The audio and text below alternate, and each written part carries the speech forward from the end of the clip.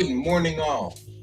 I started a little early because I'm just sitting here waiting to get started for the day, and I really could just get started for the day. So I'm going to get started. So here we are working on stuff. Look at us working.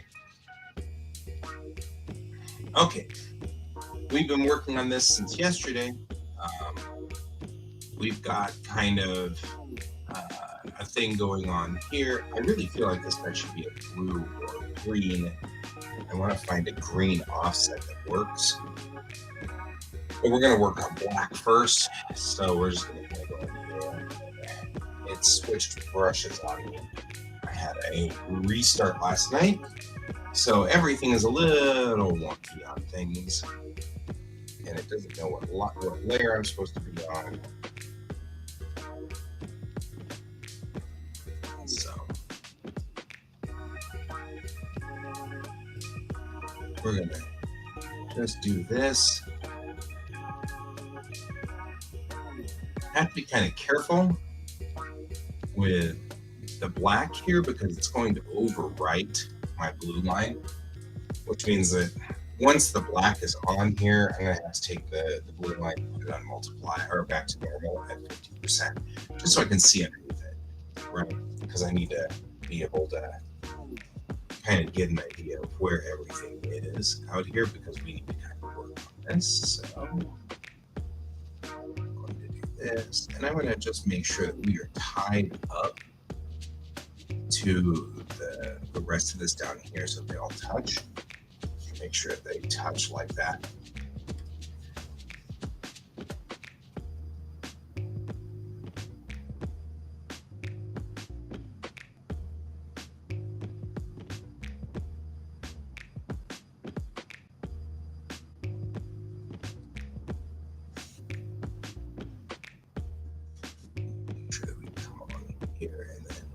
So what I'm doing is we're laying in color direct. And this allows me to do kind of a different technique than I have done before.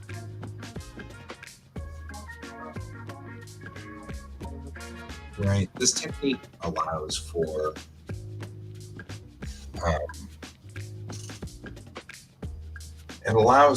a very different style.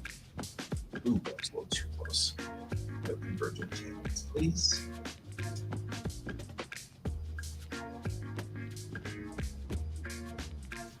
And the style, we'll do anything there.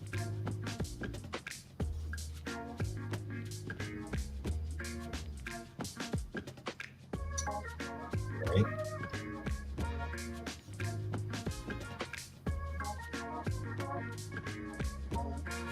So now with this, all we're doing is putting in the black, the solids, the solid colors, right?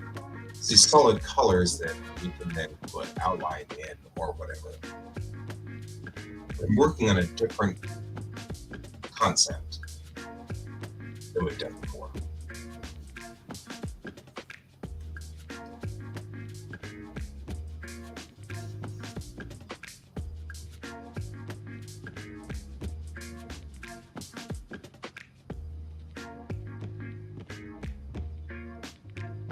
This is a technique I have seen, but never employed before. So I'm intrigued by the idea of it.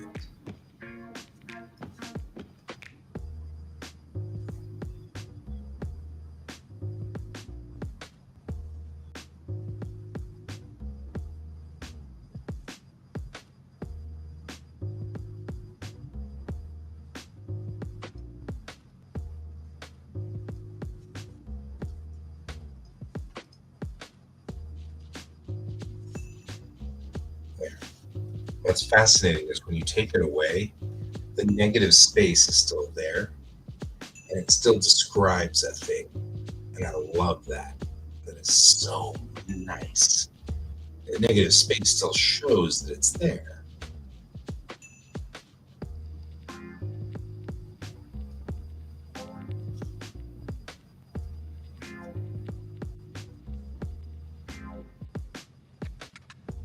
right? We'll still see it.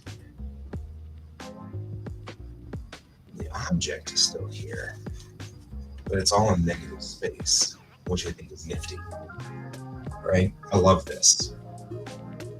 It's kind of wicked, right? I mean, it's like, it's kind of cool.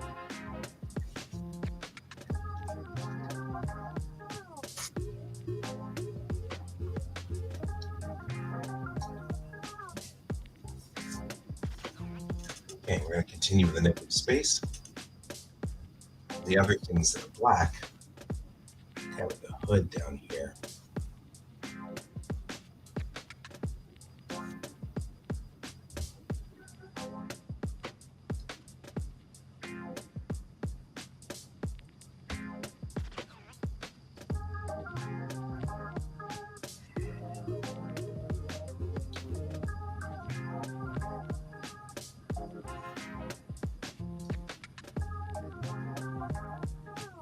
Right.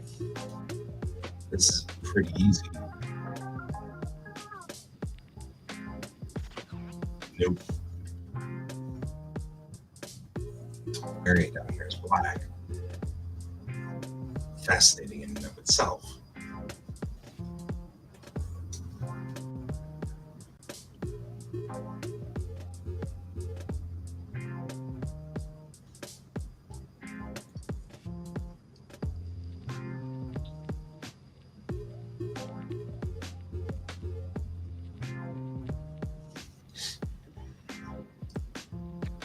And again, once the negative space is defined, you get a fascinating effect. I'm really rather enjoying this.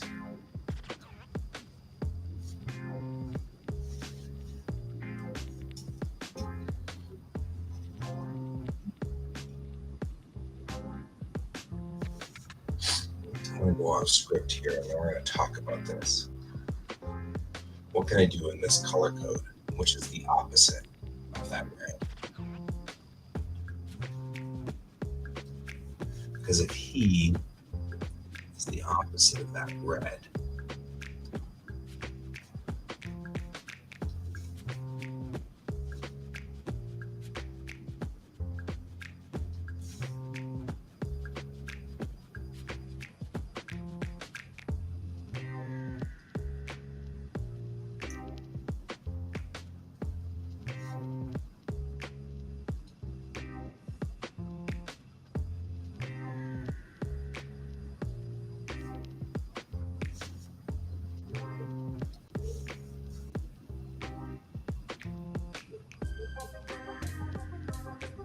right?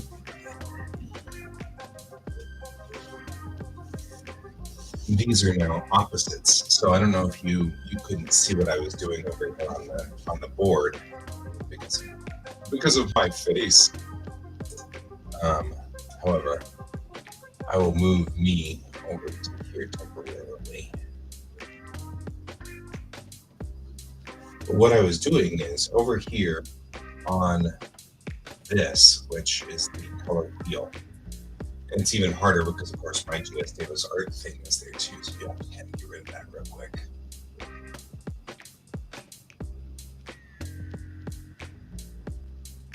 have to remember how to do that.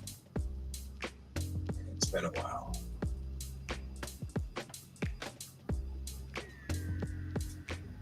Anyway, it's hard to see, but on the color wheel, I'll move the color wheel up so you can see it a little better for temporary purposes. So what I was doing was, I know I want to offset her red. So we're talking about this red color right here, right? So I'm going to select the red, and then I'm going to take over here on the color wheel, and I'm going to pick the exact opposite side of the color wheel, which is right there, right? That's the diametric opposite. Well, diametric opposites will work well together. So that's what this color is going to be, is that color right there, which is close to what it was, right? Now this yellow is also one of the things that's on her outfit. So I'm going to go ahead and take that, and I'm going to do the same thing. Just go all the way across the board to its diametric opposite, which is right about there, right? That's this color, right? So I just picked two colors that are exactly opposite of that. And I'm going to make him dressed in those colors because then that will give offset to it. So that's what we're going to do. So his outfit will be this. I'm going to make his skin a variation of this by moving the slider to here so that he will have sort of the fishy pale skin so that it will fit well with him being a fish. I don't know. I'm still not sure about the fish thing because I haven't read the book. But that's okay. That's okay. I also feel like his hair should be white. So I'm gonna pick this, not this color, but this color. We're gonna go up here and kind of give him this light blue. Everything is moving in the same manner, and these are all going to be all of his colors that I'm going to use for him. And then any kind of dark mode, which I will need for various things. I'm going to take and do the same thing, but I'm going to always move in a diagonal across the board. So you never want to go this way. You want to go this way. So pushing down, you push in a diagonal from where you were. Right? So it keeps it sort of in that same vein. Right? That's this here, and this is his offset color.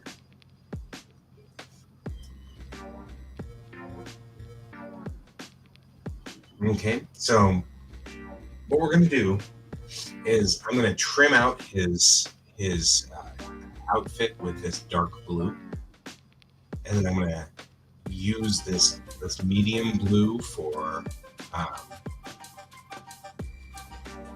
going to use this blue for his main because that's the offset to red. So this blue is our main color set. Put this back down so I should have. This is going to be this color. Oh, we're on the wrong layer.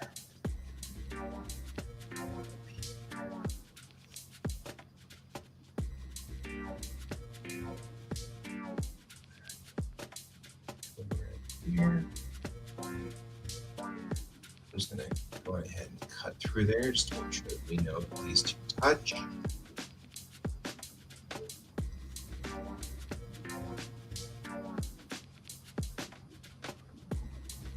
There we go, just like that.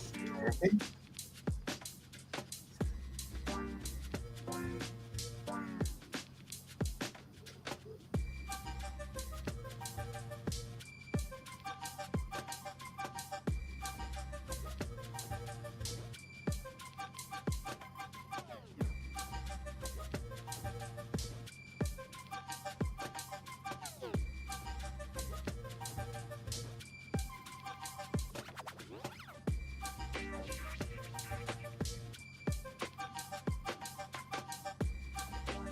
Oh.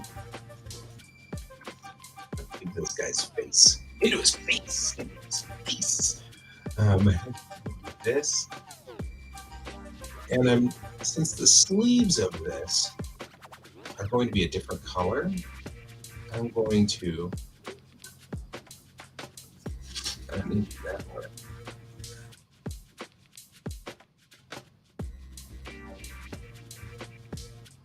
That's what we need right there.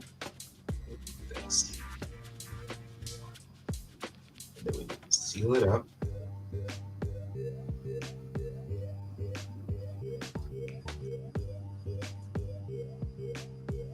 We'll open this up here. And this will need to be red in here. But I should be able to do that. There we go. Right? And now we have that negative space designed. All right. The good news is this tells me a little bit of what's going on there. That's important, right? And I'm seeing down here is this piece right here, which is all also not defined.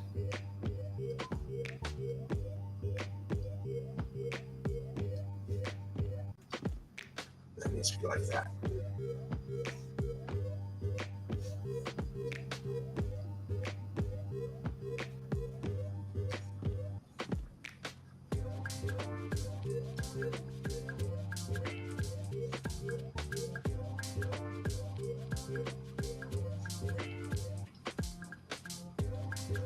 There we go. Now that we've declared those two pieces, we're going to decide what the pants color is for his tunic, right? And that's where I'm going to use this color. That's it. The pants color. It's here, to there, there. And we just tap like that. Right. We don't need to, I mean, there's a tiny bit right there that needs to be put in with that a lot. Then this just needs to be extended. So, right. And we still like some. And this one needs to be filled.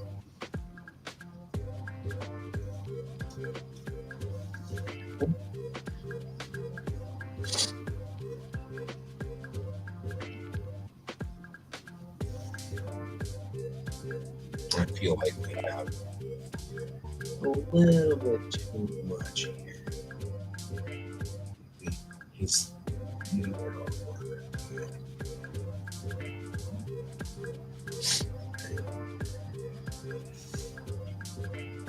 We've picked another couple of core colors. This is his hair. So we're going to put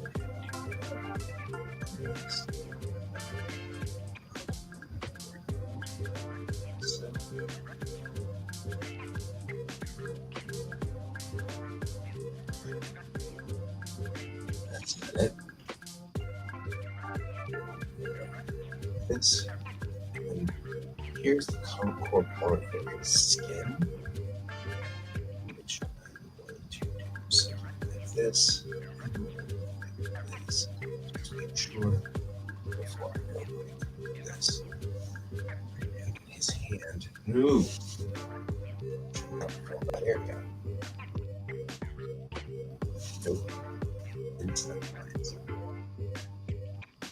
I learned how to color inside the lines when I was in kindergarten. Right.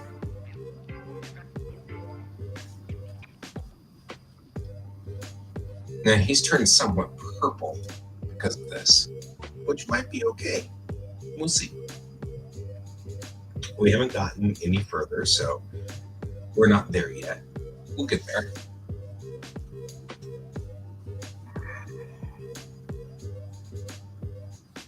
We're at base color coding, which we can change.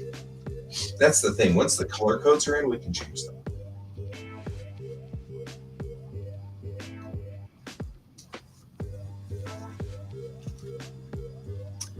Take this, or go through here. We're just gonna fill that out, right there, and along.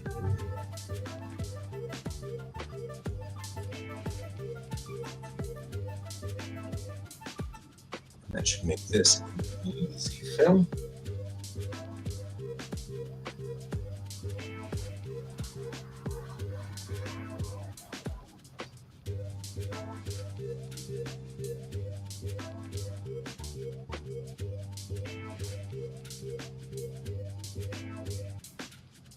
Make this an easy fill as well.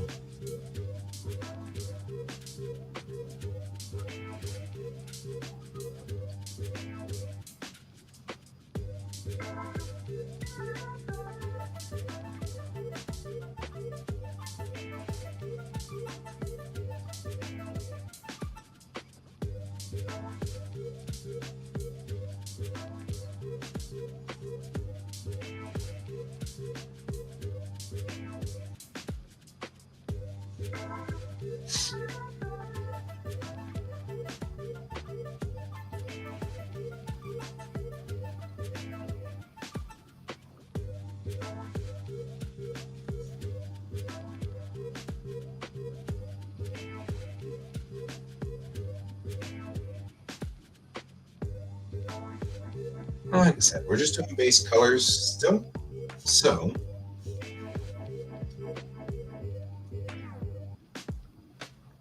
he's magical. So I feel like magical people don't, everything matches because they're magical. Magical people always match. It's the way of the world. It's a, it is a rule.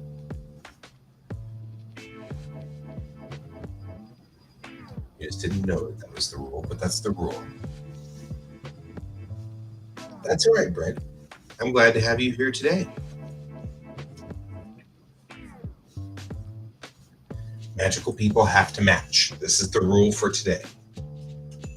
Like they have to be color coordinated because they're magical. That's what magical people do. They're color coordinated. You didn't know this, but this is the rule, and you're just gonna have to respect it. So,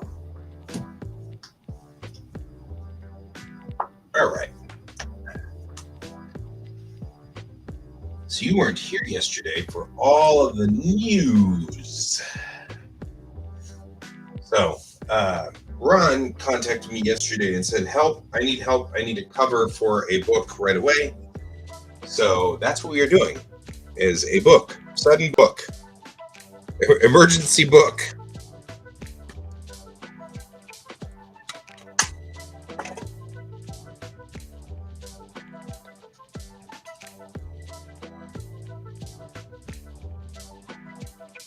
Right?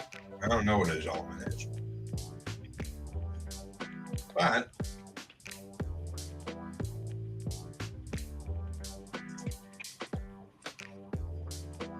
that's what we're doing today. I'm of the opinion that, because Mariah was like, what happened? And I don't know. What I think really has happened is they've got the interior book art and they're ready to roll the book. And then they said, okay, well, we'll just wait for a cover to come along. And then somebody said, oh, I think I want to publish this book right now. And they were like, uh-oh. And Ron said, I know that guy is on an Airship 27 cycle right now, so maybe I can divert him from working on Silver Pentacle and move him over to the Book Hunter for a cover. And so I said, yeah, sure, I'm live. It's not a problem. So we are working on this today and tomorrow probably. So, I'm actually I'm in contact with Ron every month. I go up to Fort Collins and we have a coffee clatch where he and a bunch of other comic artists all sit around and we talk and we catch up with one another and make sure that everything is up to speed and all is going well and everything like that. And so we are routinely talking to each other. I just feel bad whenever I leave things hanging for too long. However, I feel like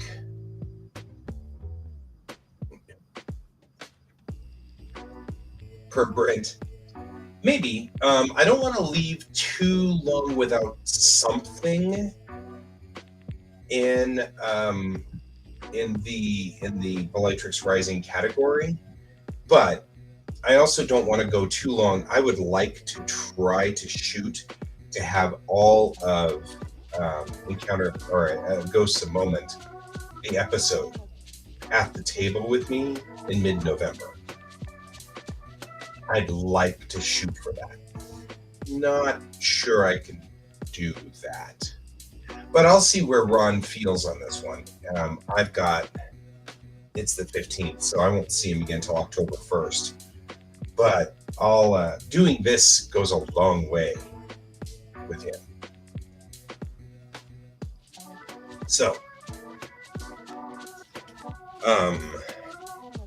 I think we could get the omake. I think we could get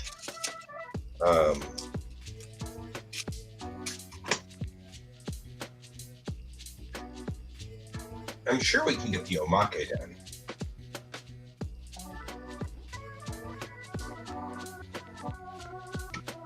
We'll have to see.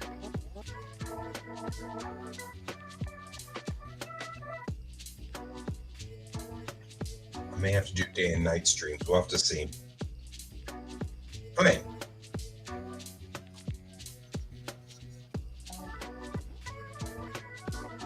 The other news that was awesome from yesterday was I got an email from the school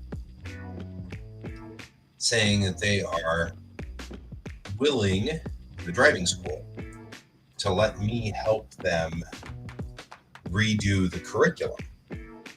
And I told them, I said, I am willing to do 3D animations. I'm willing to go put cameras in my car and drive around the block.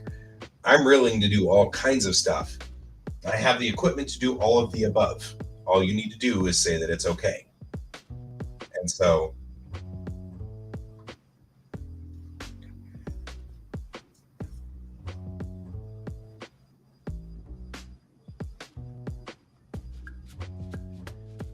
that sounds fair. So once we get halfway through Silver Pentacle 2, that actually is a very good compromise. I like that compromise. Thank you, manager.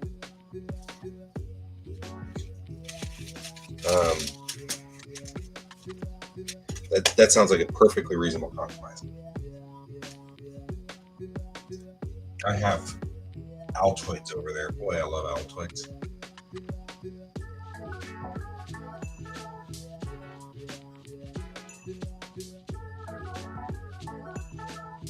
Okay.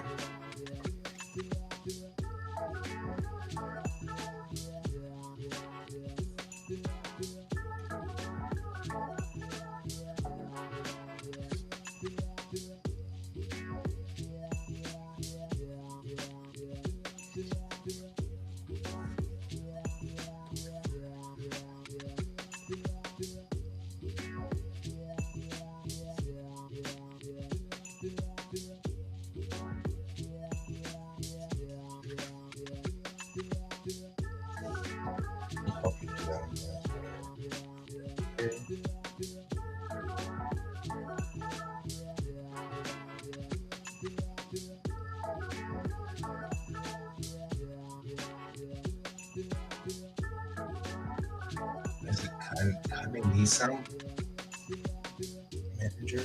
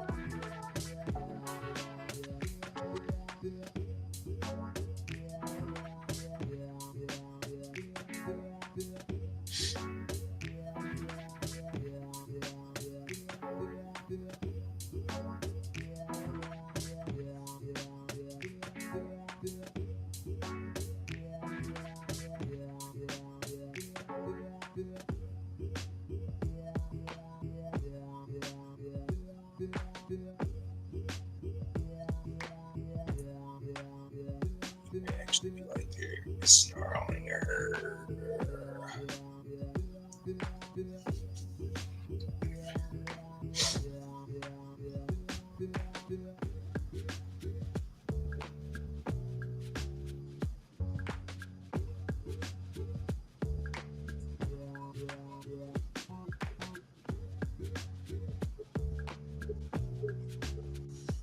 Yeah. Oh yeah. Yeah. I know. That seems like a perfectly reasonable set of theories there.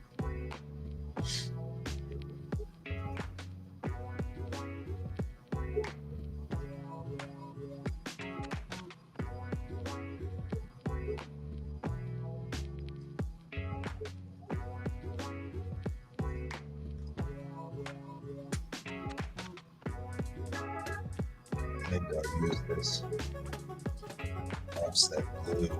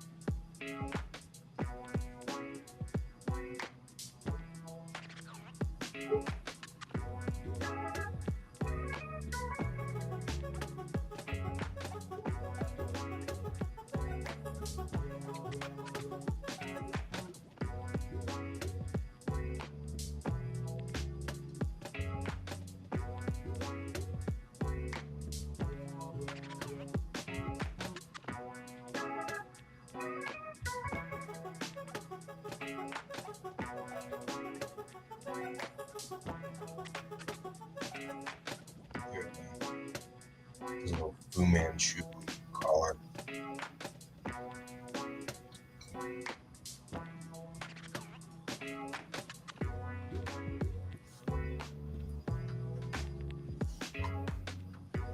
So the scene already exists in the book. And so we're redoing the scene.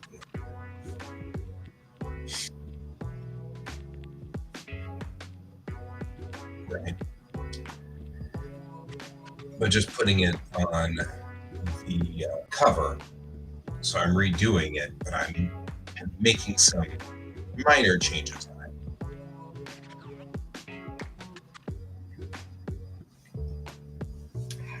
That's where we're at on this one.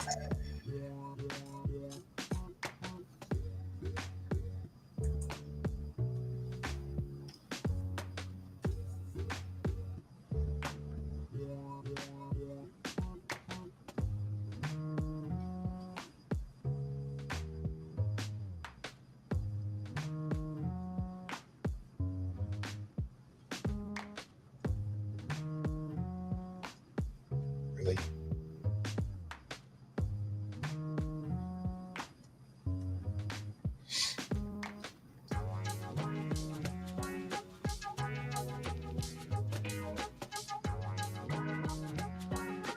Some little bit of modification, like he's holding the sword now in a ready posture.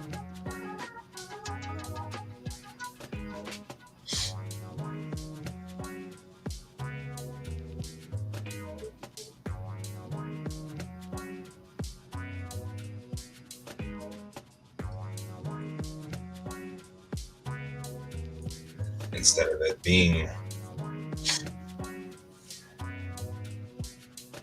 it's kind of hard to see all of the pieces on here because of course I've got so many colors going on, but with no lineage, you can't actually see where everything is easily yet, and we'll have to come up with a background that'll work for all of this.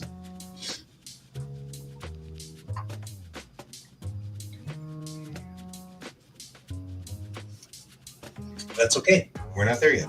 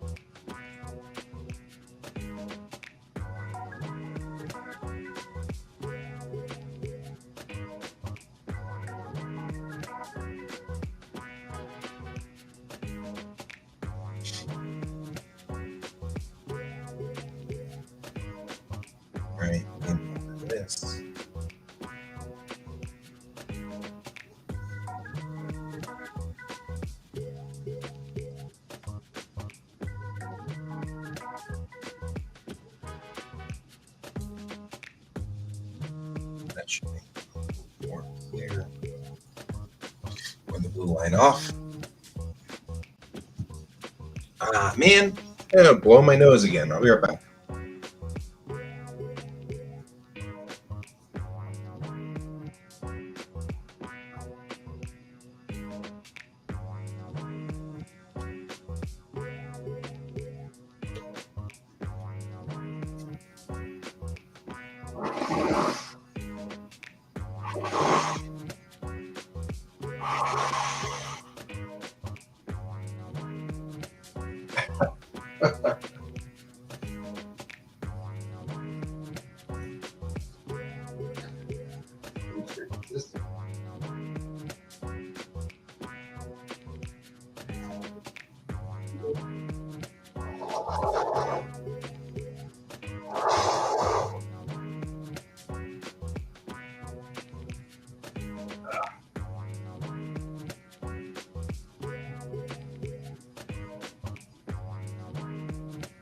I heard the badoop of somebody joining. I heard the badoop of somebody joining. It was Pepper. Pepper is joining. I'll now bring Pepper in. And then I can say, hi, Pepper. Hi. And then I will go back to blowing my nose. I'll be right back.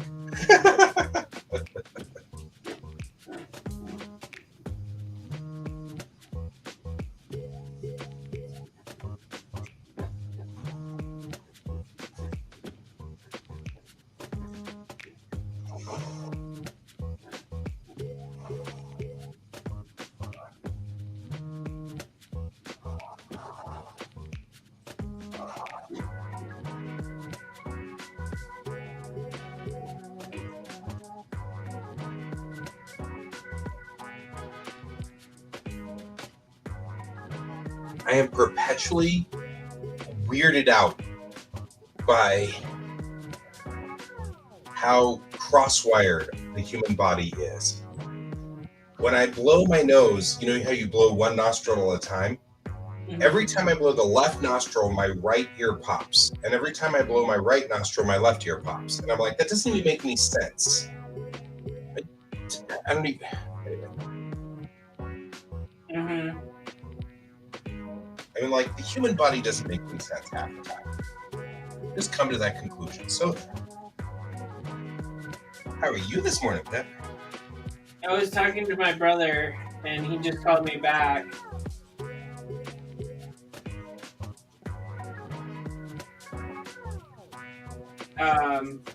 We're talking about grapes with our father.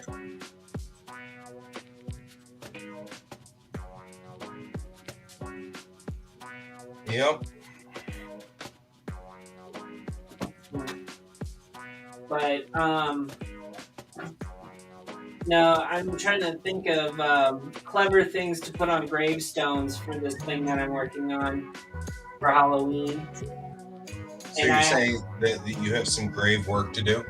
Yeah, grave work. Yeah. So I already have Bend Over. Fair. And I'm like just trying to think of something else to like some other ones to do.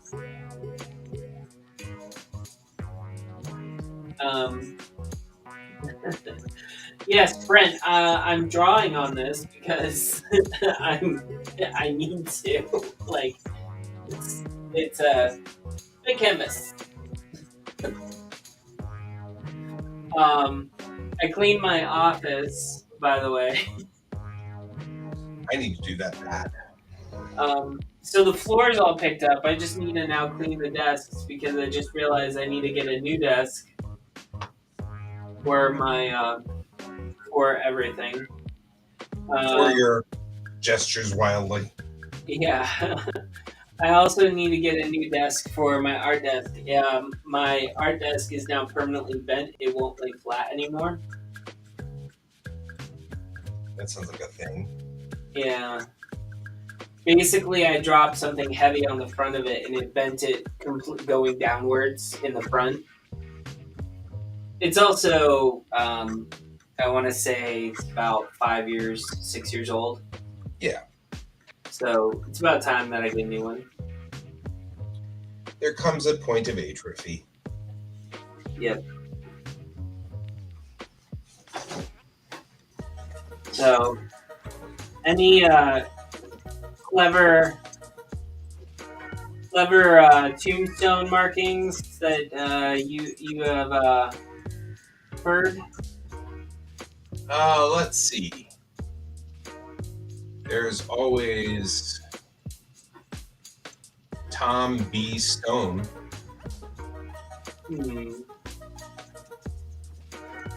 Okay.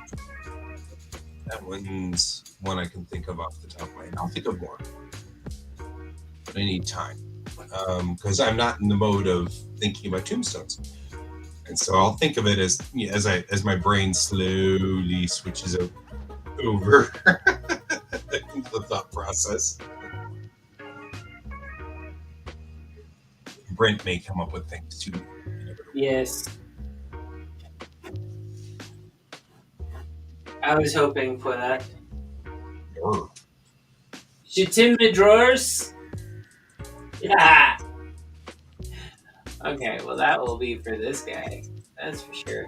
I already drew one, and I'm on another one. But the first one I drew, I'll do Shitimba drawers.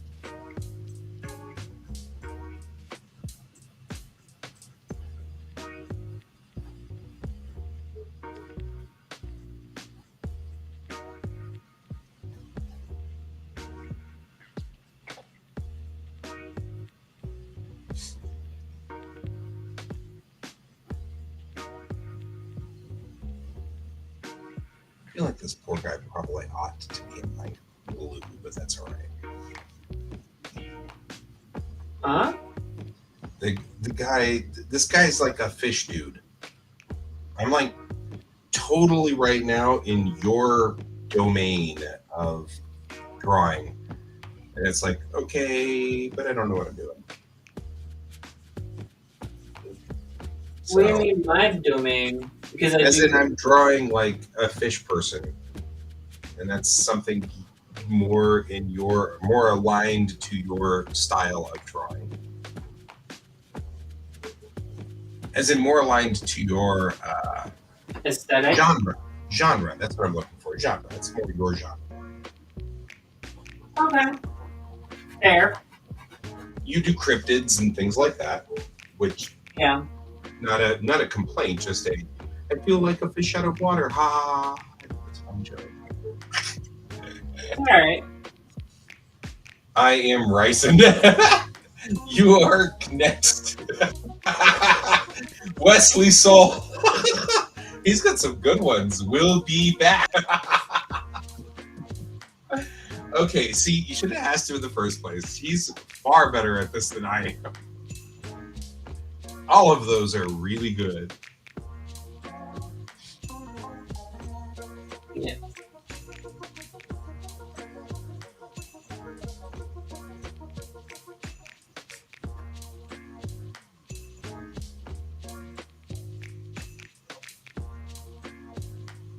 I like We'll Be Back.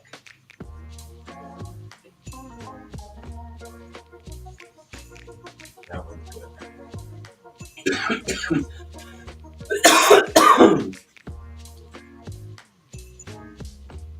You have to say it's not COVID.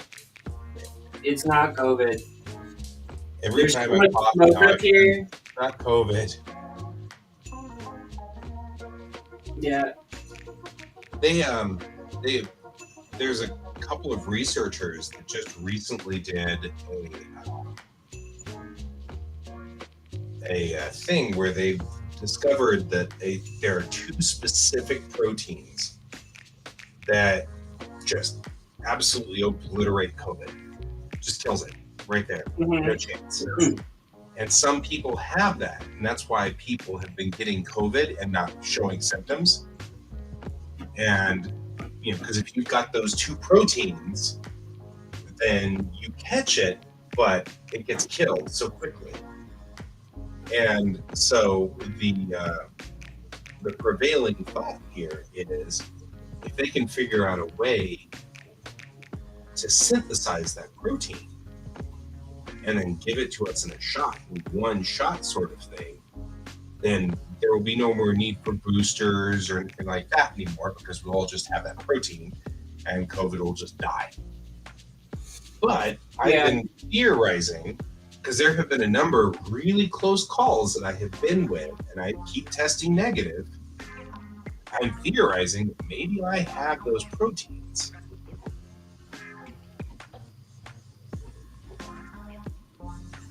I've been kind of trying to figure out how is it that I have managed to dodge getting COVID when I have literally been, like I just went to NDK and I caught the freaking con crud, just the normal cold that goes around. But all the tests were negative and it acted just like a normal con crud. It didn't act like anything weird. I'm not getting kind of, any of the effects that, especially Can, he talks about some of the effects that COVID gave him. I'm seeing none of that. You know what I mean? And it's like, so it's weird because I'm like, I had all effectively the opportunity. Here lies good old Fred. A great big rock fell on his head. My other resting place is a sarcophagus. Man, he's got some good ones going there. I'm enjoying the heck out of what he's coming up with. Yeah. He is funny. It's like he's our buddy or something. Yeah, no. Anyway. No, I know what you mean by it. Like, when I got it, if you recall, when I got it, I kind of, Kyan was like, now that you have it, he said something along the lines, you always test positive, but I didn't test positive. Oh, I think what he meant was that you test positive for like a week or two. Even after the symptoms are gone. Because that is something that happens. Yeah. You test positive even after the symptoms have gone away. Yeah, but I mean, by that time when I was testing, it already had been like 2 weeks. So, see you later. See you later. Oh yeah, it's Will Be Back's brother, Al. I'll be back. Yep. Are they in a similar situation like Monkey D. Luffy and Argus the Ace? Like they're all part of the same family because the middle initial is always a B? Right, exactly. That's how you know they're in the same family. Yep.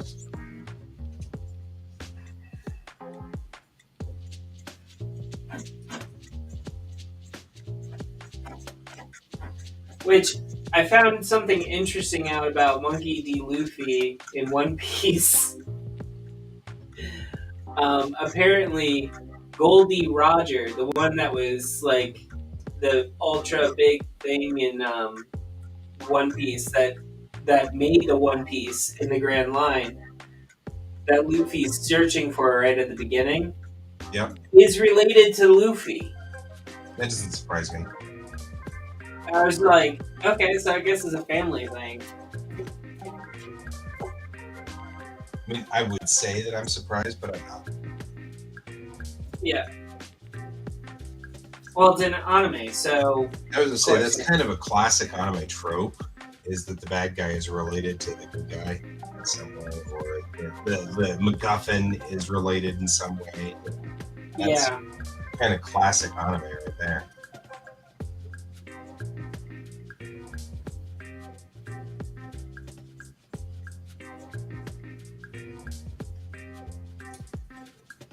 Yeah.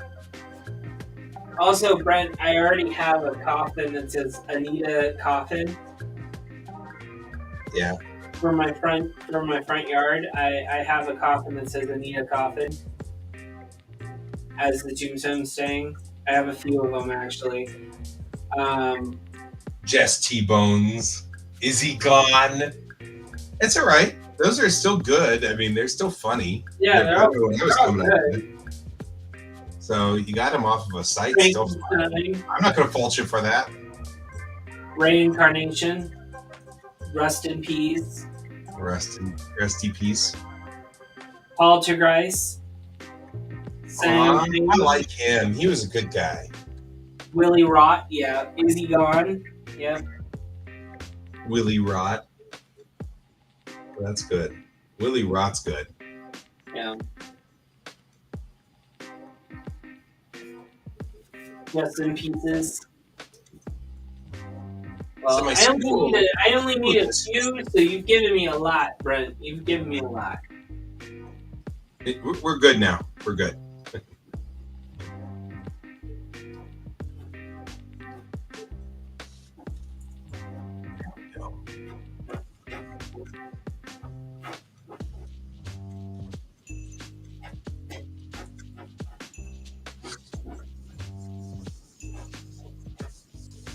I'm gonna play on the I'll be back and the will be back.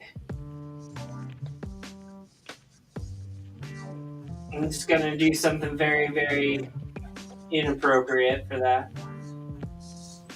As one would expect.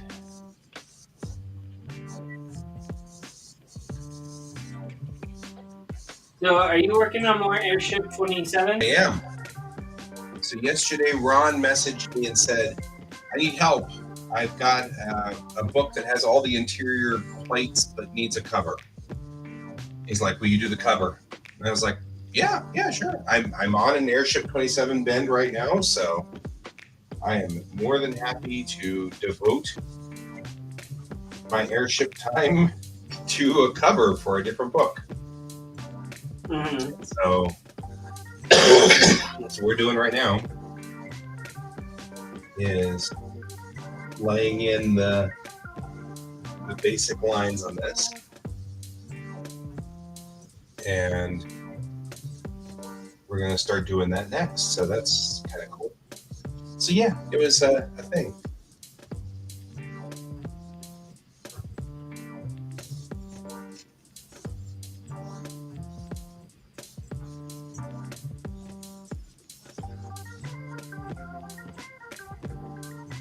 Something's making hissing noise, which my brain is interpreting as air in the system of a sprinkler.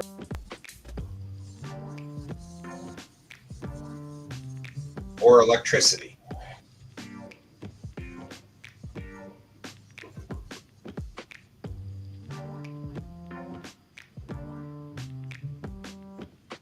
Okay, well, whatever it is, it's gone now.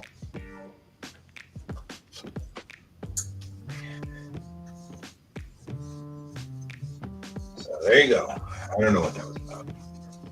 Not sure. I'm sure it was important though.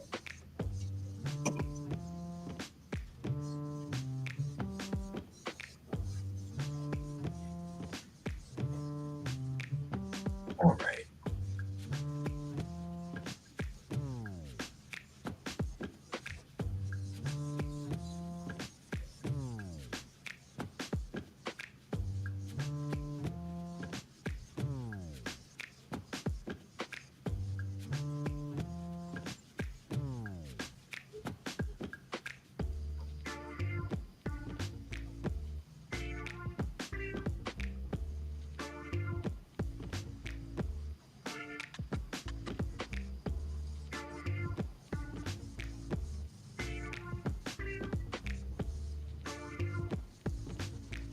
So I did will be back and I'll be back.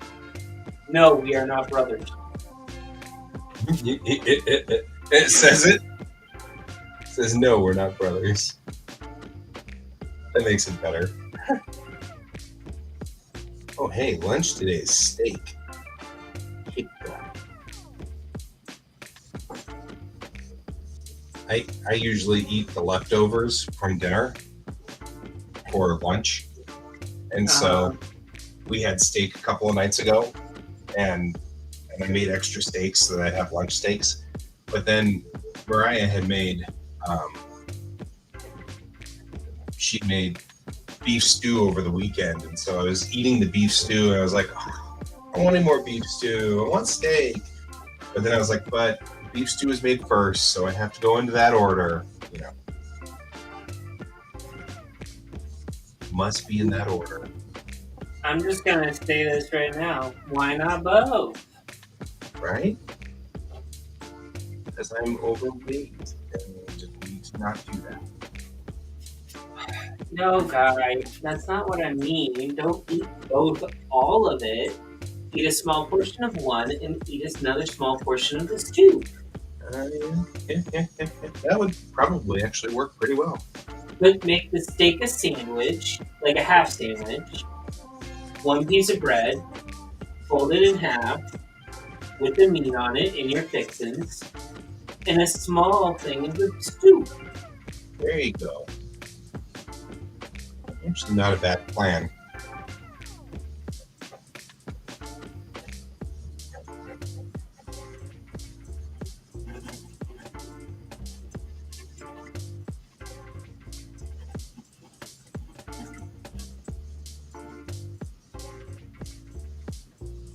Oh, I also put soundproofing on my door. Oh yeah, you did. Although we were having a lot of problems hearing Bill.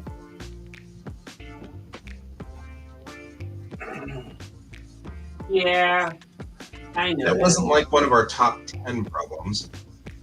No.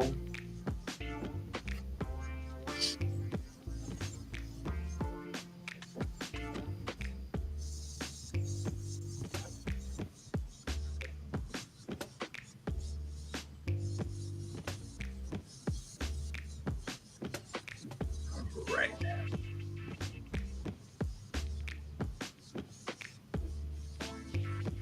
Now we have a converging tangent. We all know how much I love those. There we go.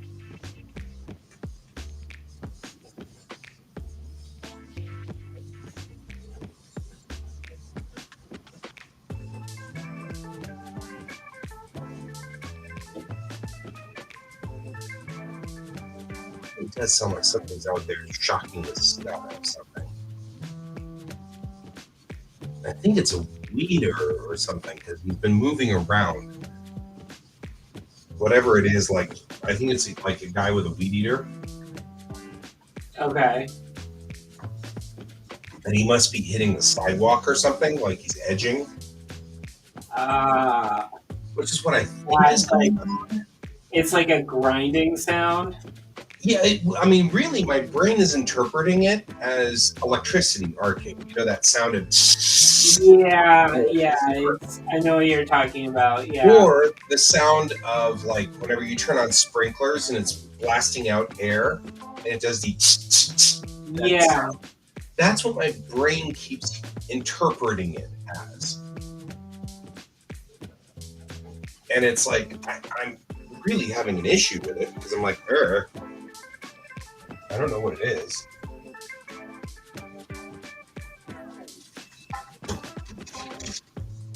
But that's definitely what it sounded like. So anyway, there's that.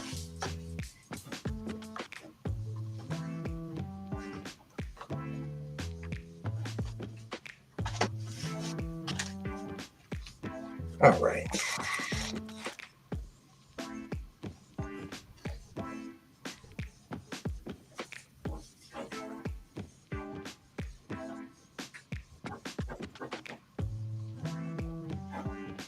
I feel like I need to re-air my bow. I'm taking a break. But I feel like my bow is not doing so hot. Which is fine. I think I need to rehair it anyway. And I found out recently I can get a black horsehair. I think that'd be awesome.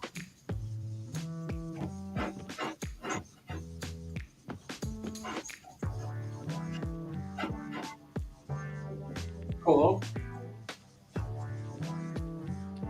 I think, black horsehair on a blue bow would be cool. I have a lot of things that use the word bow. Notice that. For example, in this instance, I'm talking about my violin. Mm-hmm.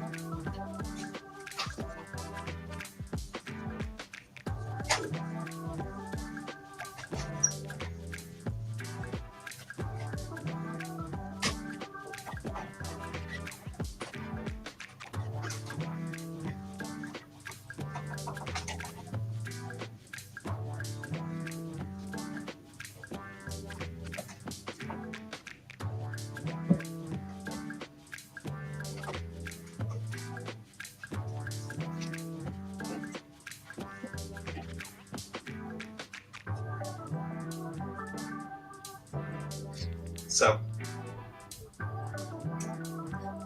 anyway, I have to break for a minute or two because I've been working on this since I started this morning. And I could stand a little bit of a break.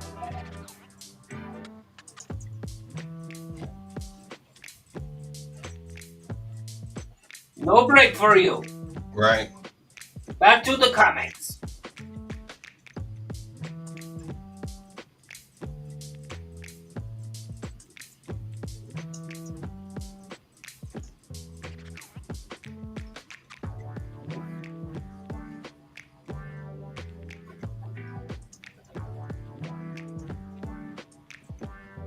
He's back.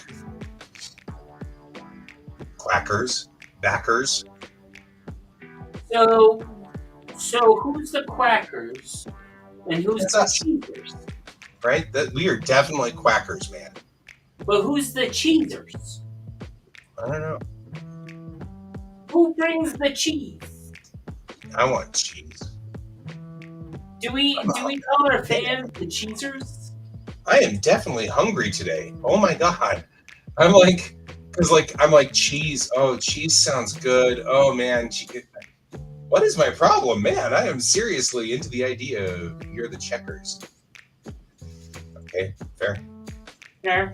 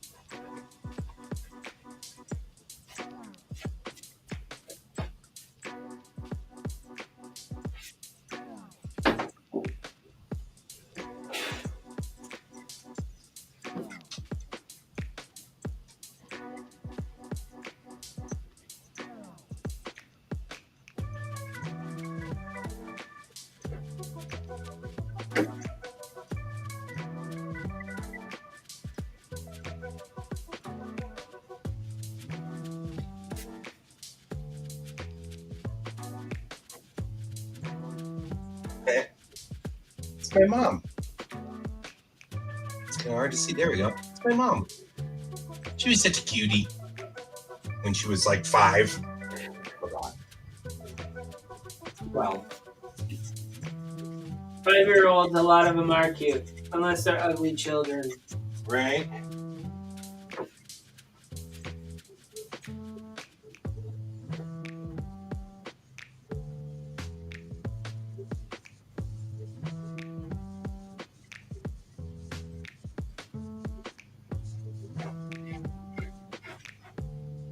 My grandmother and my mom. I need to start just hitting the scan button whenever I'm taking a break and just scanning because I've got 40 billion pictures.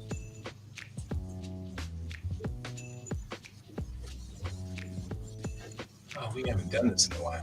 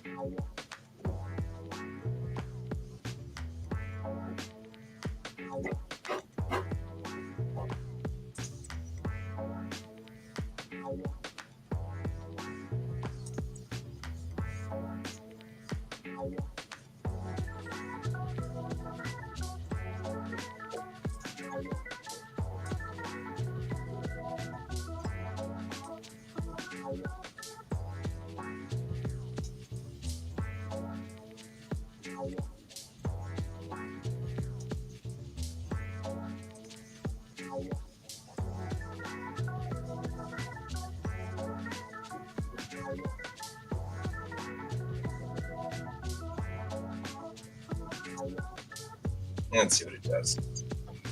Since I haven't used the scanner in a while, I like going ahead and sometimes it doesn't scan the whole bed, and sometimes it does weird crap.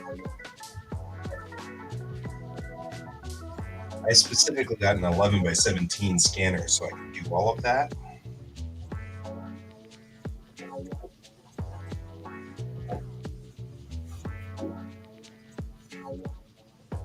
That's my next on the list to do to get.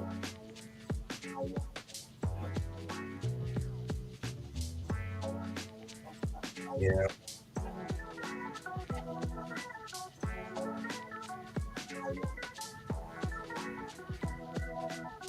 I think Mariah set the robot off in the living room, because I keep hearing something thumping around downstairs. Kind of wish she would tell me when she does that, because it is a little unnerving to hear something downstairs going thump, thump, thump. Just a little I would just blame George. right? Or the ghost that resides in the house or whatever.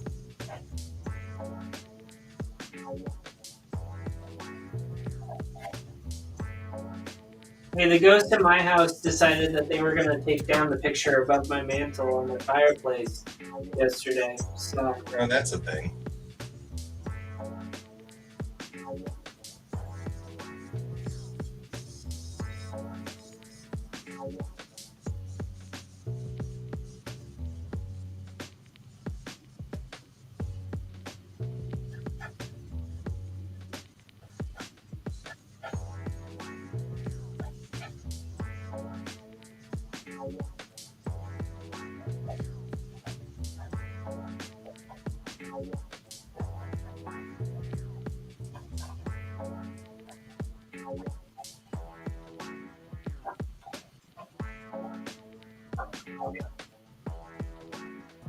So we see what kind of structure we did. I feel like it's set it for 11 by 17, so I feel like it's going to actually capture the whole page.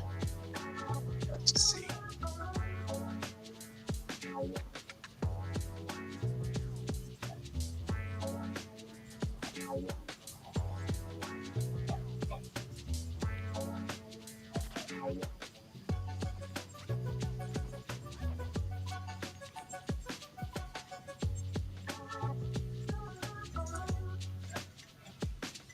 No, it looked like it caught the whole bed.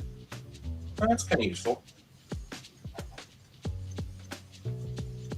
So it's so funny when my mom was young, little, she looked just like my sister. Like they were dead ringers. And it was bizarre. So it's kind of weird because sometimes you kind of do the yeah, or is that taking the picture because my dad shot back and bike for a while. And so he would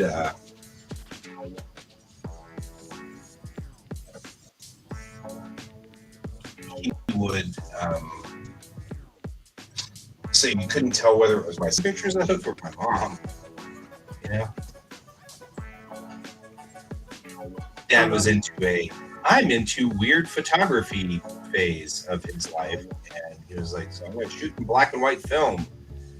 And then he was like, that was stupid because it cost more, and it did not, of course, capture the color. And then, of course, later on in his life, he was like, I could have just brought it into Photoshop, but I didn't know Photoshop existed back then. So there's that. Mm-hmm. primary reason my dad was into Photoshop, though, was because, boy, he could turn anything into artsy fartsy black and white pictures. He's all excited. Like, yay! Look at me being artsy fartsy. So funny. Dad was a character. We were just talking about how we miss him the other day. It was actually kind of nice to hear the kid, because the kids had so many kind of disconnects with social stuff that I was afraid he was going to start to realize at some point in time that dad was gone, and realize that, oh no, I didn't do stuff with him when I had the chance. You know what I mean? I was afraid that was going to be what happened, but apparently he did. He did just fine. He had all of his moments.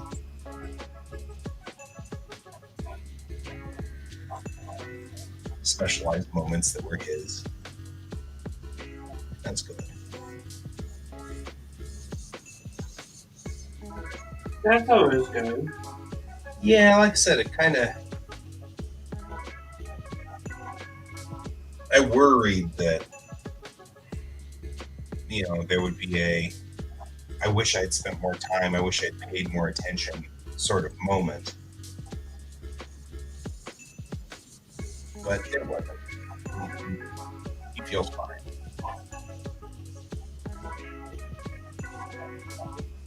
All right, now that we've done that,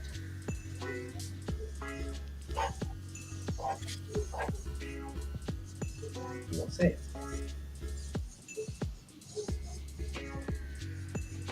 Alright. Got it all drawn. Yay! Good job.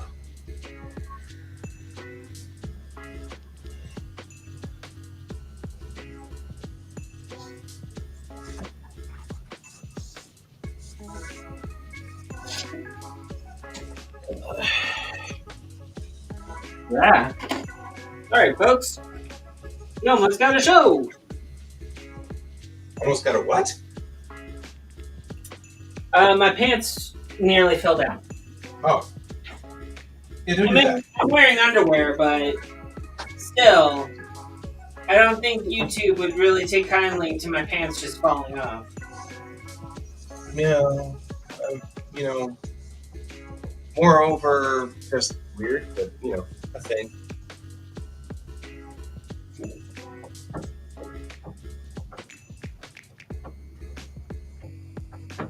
Unless it's the actual moon.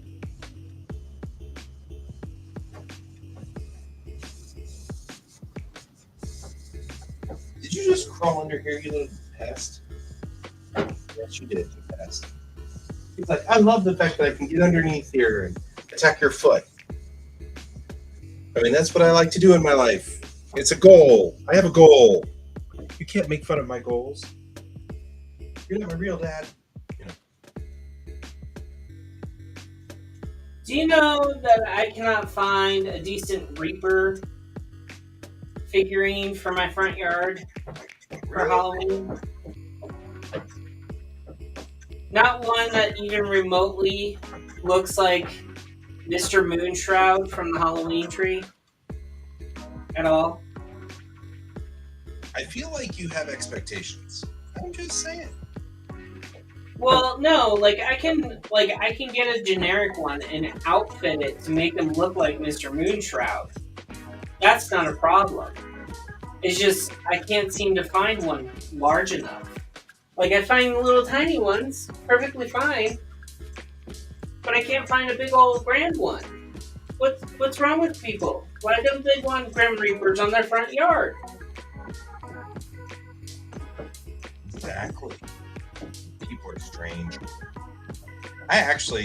We were just talking about how Halloween is it's sort of universally sort of a geek holiday. We all really like it. All the geeks do. And it's weird how you don't even have to necessarily be gothy. You know what I mean? We just all kind of like the idea. And it's it's a holiday which is transformed into you can now Morning. You can now be whatever you want on this one night of year. Yeah, I think it is interesting that that we do sort of geekdom sort of has adopted Halloween. You know what I mean? Like Yeah. that's our holiday, even if you're not gothy. But I mean, like there are some funny things. Like I love the fact that there's an entire company that has been working its butt off to make anatomically incorrect skeletons, and I love them. Like I just saw a crab the other day, and I was like, okay, that's hysterical. Because it's a crab with ribs and everything. Like crabs don't have ribs; they're exoskeletons, which makes it so freaking funny that I actually want one, and I want to put it in my front yard because that's so broken. The one I like that I've seen is the with all the dog and the cat ones. They have earbuds. Yeah, the dog and the cat ones crack me up too.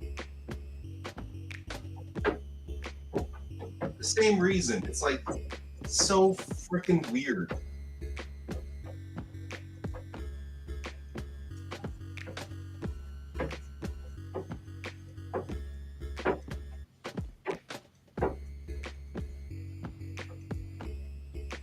Oop, dropping pictures. Drop the pictures. It's my mom in a bucket. There you go. That seems to be like the beginning of a joke. Right? It does seem like we're just asking for something here.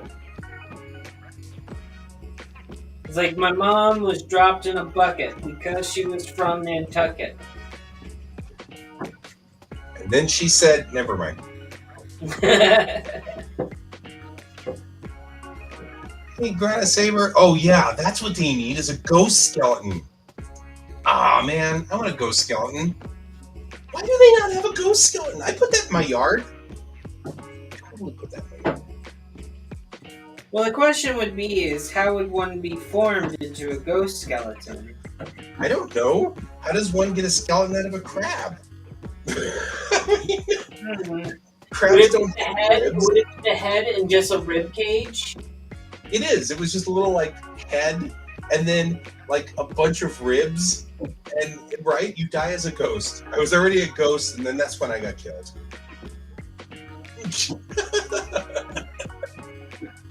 I mean, I love these anatomically incorrect skeletons. They crack me up. I want one of the cat ones, because you're right, the cat ones rock. Because they got the little cat ears that are obviously made of bone, where it's like, okay, but I think if my cat's ears were made of bone, that would hurt a lot. Number of times that he just comes up and goes thump right into the side of my body. You'd be like, that would suck. I wonder if they make, okay, I've got to look. I have to look.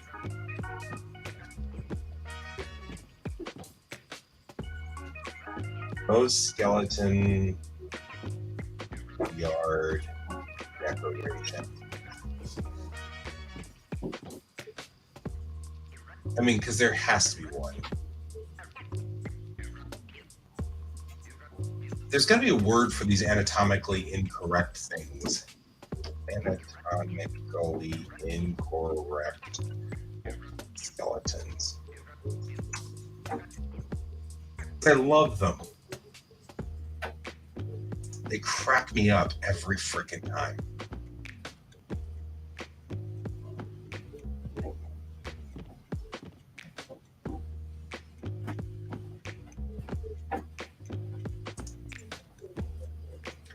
Right. Let's talk about this, guys. It's a spider skeleton. It's a spider skeleton. Spider skeleton. I mean, new version of Spider-Man? I love it. It's so cool. The bird. This is not anatomically right.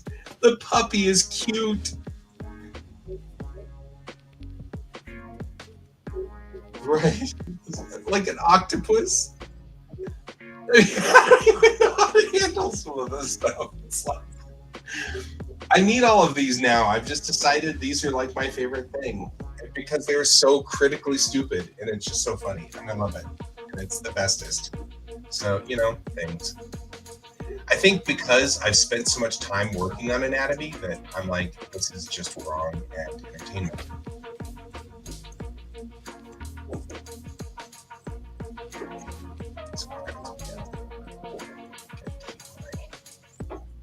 The frame of a sheet. They didn't seem to have it. I think somebody's missing out on anatomical ghost skeletons. So, guys, there's your next thing. You can credit Grana here, Grana Saber, because that's the one. They're the ones that came up with it. Ghost skeletons. Tell your friends.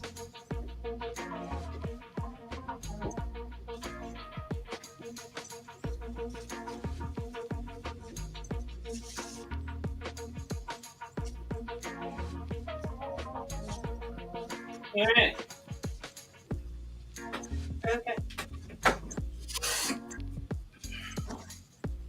Lest you guys think I am dodging my work, I'm not. I need to think about how I'm going to do the next step of this. Because I need to get into there and start working in the framework on it.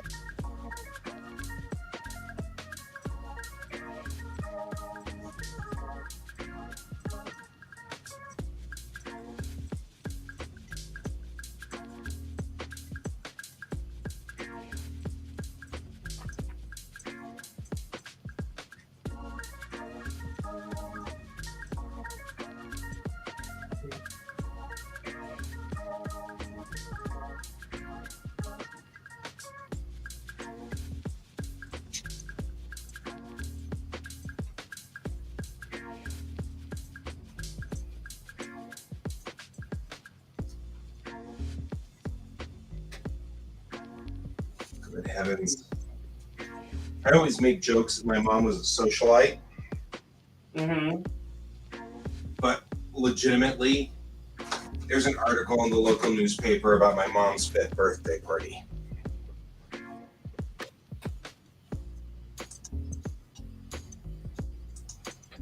Mm-hmm. I have a lot of wife nasty.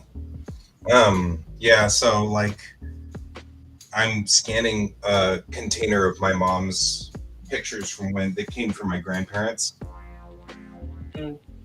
And I had sorted them a while back and stuff like that. Are you talking about this picture here? Because I now need to go in and shade. So what I did do here was try to limit line work. I'm intentionally trying to I'm limiting my line work.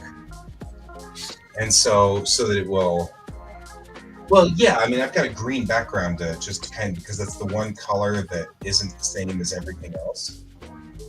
So it's green. I mean, I can make it like super green, so it would be really easy, but then I think it becomes kind of, nope, that's not what I want to do. If I make it really, I just want to make sure that I know what, right, form and shape. I'm trying to do that. And it will probably be green, but this is actually important because, see, I can see that there are spots that are missing. That's the point. No.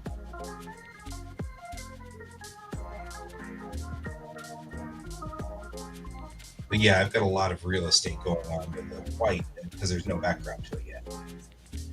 But what I need to figure out is, how am I working it in now? Now that I've done it this way, what is the battle plan? Now that I've done this and I've got the basic colors and I'm not doing my traditional, Colton, this is the cover of a book that Ron wants to put out pretty soon. And so he's assigned me the emergency cover. So I'm doing the cover in an emergency sort of thing.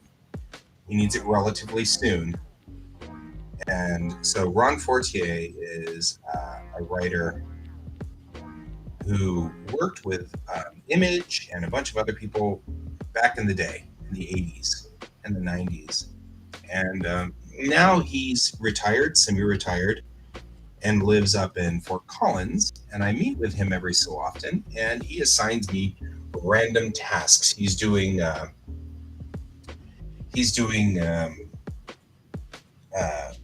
I'm actually kind of glad I did this in obnoxious green because now I can see that I hit down the wrong thing here. He's doing pulp novels with like the old 40s, 50s pulp novels where you do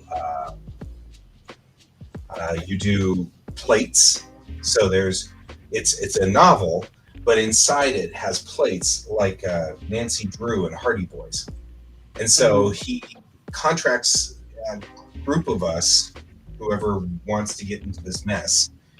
And what he does is he makes these novels and they're pulp, and then we do the plates and we get a percentage of the sales.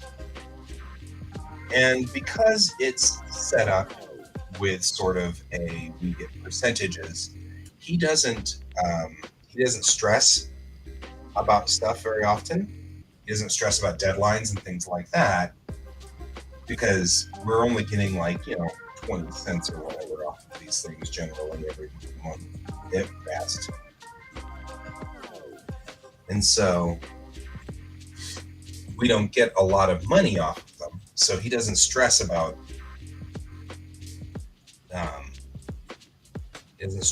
the deadlines, which is why it's not that big of a deal that I'm alternating between Airship 27 and the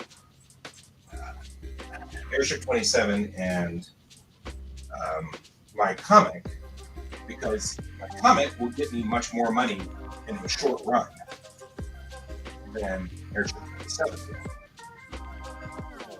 And he knows that. So unless you get royalties. Well, that's what it is. I get a percentage of each sale, which is a royalty. But he doesn't sell. I mean, he'll sell like a few of them. Yeah. And then, I'll get 10 cents off of it, or 20 cents off of it. You know what I mean? I won't get a whole lot. And so. Yep, Colton, you're right. What did he say? Having multiple stream of income is better than having better in the long run. Absolutely.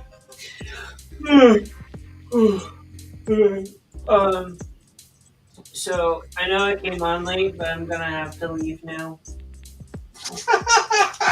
Wimp. Maybe I can trade for Colton now. Yeah, maybe Colton can get on for the last half hour. Colton can get in the last half hour. But everyone, bye. It actually is totally fine, my friend. I'm making fun of you, but it is. No, it's okay. It's okay. All right. Talk to you all later. Bye. See you later, man.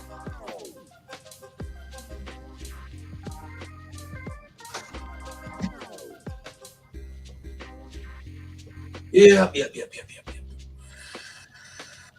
So, anyway, the long and the short of that really boils down to that. What's he doing that? Don't do that. Maybe I should give her. Oh, I need to fix something in here. So.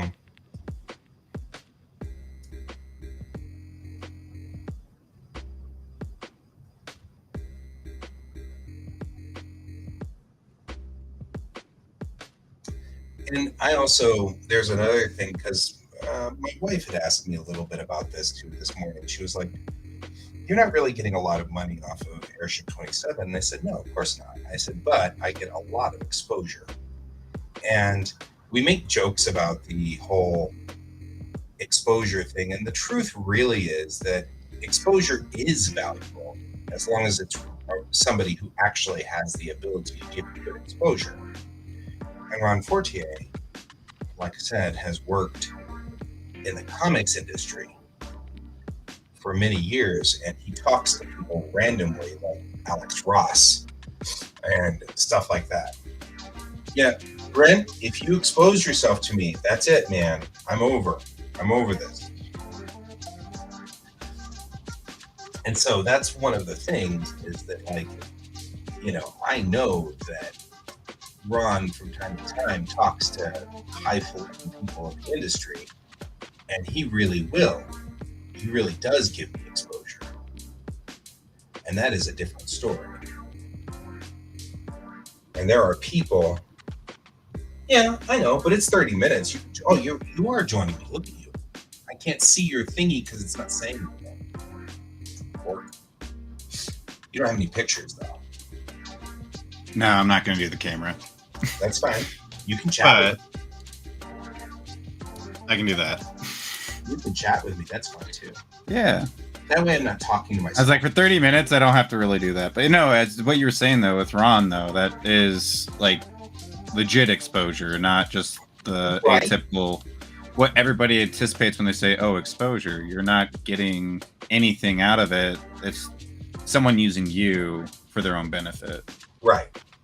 There's a difference. And Ron is very upfront. He's like, I'll give you a piece of this, but, maybe. But also, Ron likes to talk, too. So he will sit there and he will talk to anybody and everybody that is higher up about whatever he just did and whoever was on it. Yep. You got it. You've met him. Oh, I've met him a few times. He's really good. He's a really nice guy.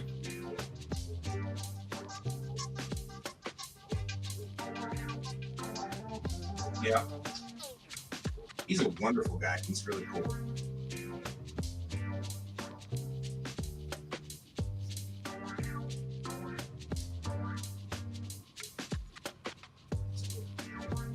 Shouldn't have done that.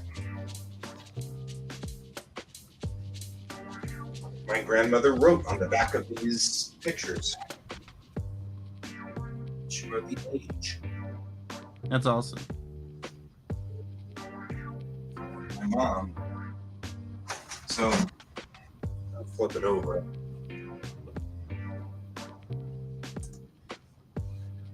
So these are all my mom at literally like 2.5 months old and 4.5 months old. And mm-hmm.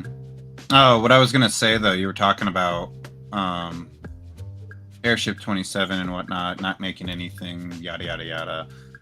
I was talking to my friend about that this past weekend, and he was right. He's like, a lot of people don't realize how much work you have to put in on the forefront before something actually starts making money or getting anything out of it, especially in the comic industry.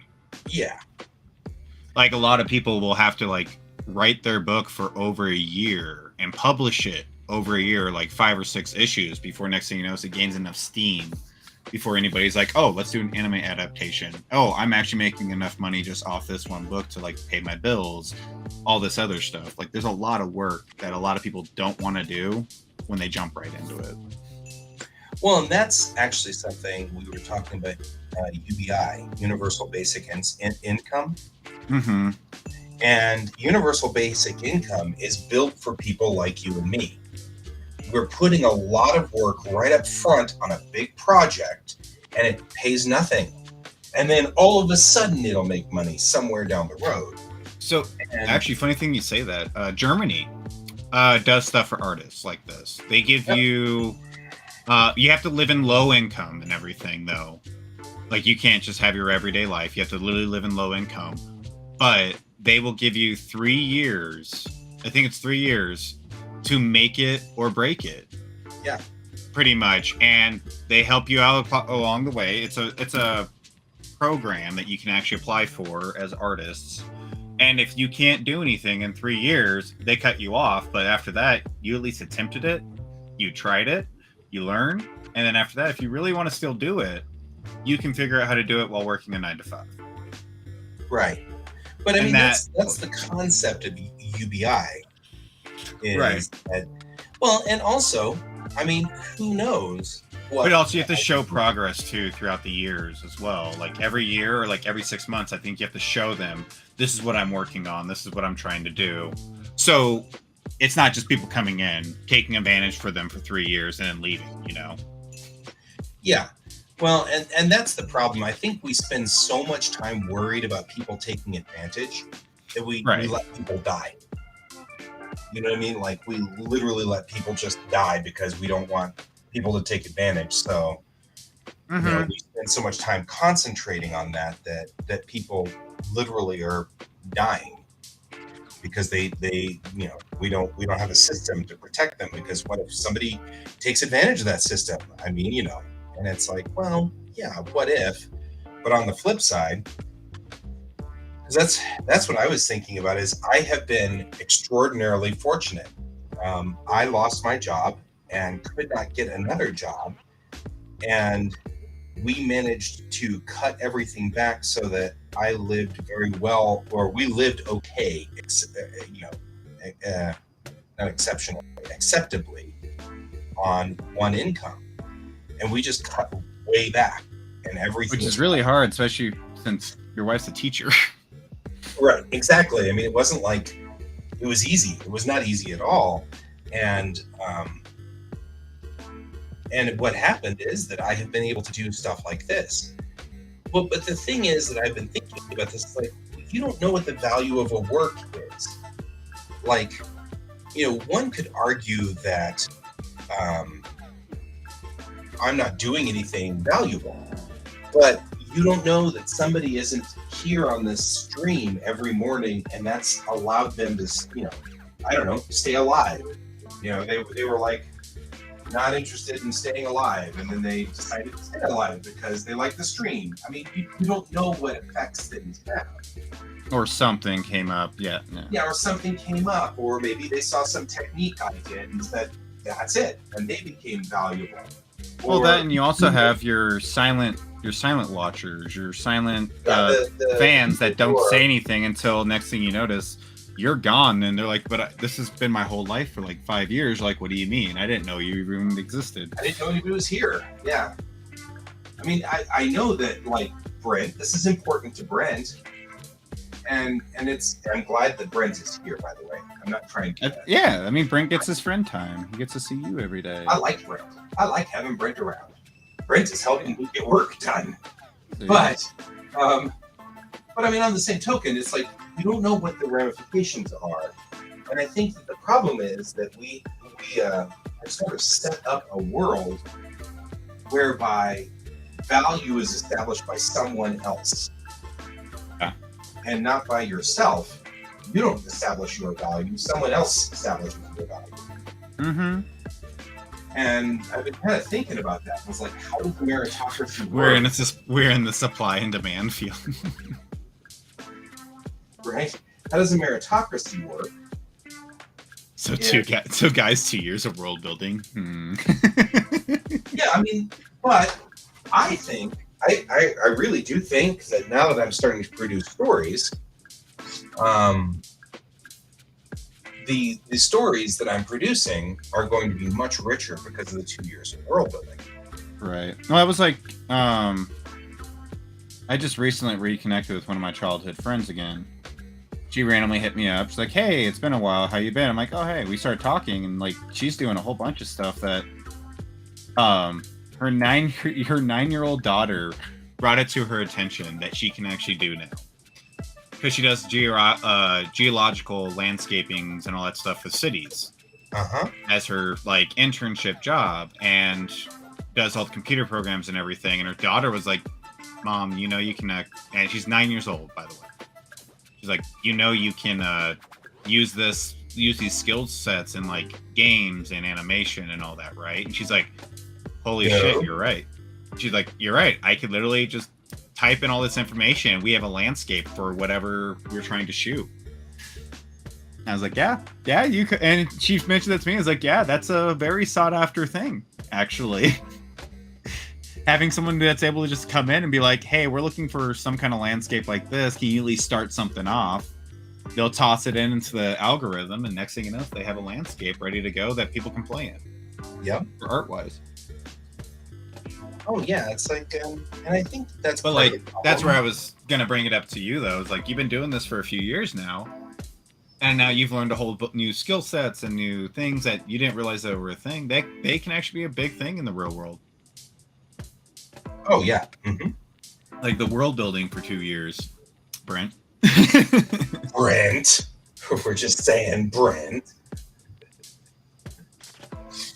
No, yeah. I as much as I love to make fun of making a world for 2 years, I actually do not feel like that was an invaluable or a non-valuable thing.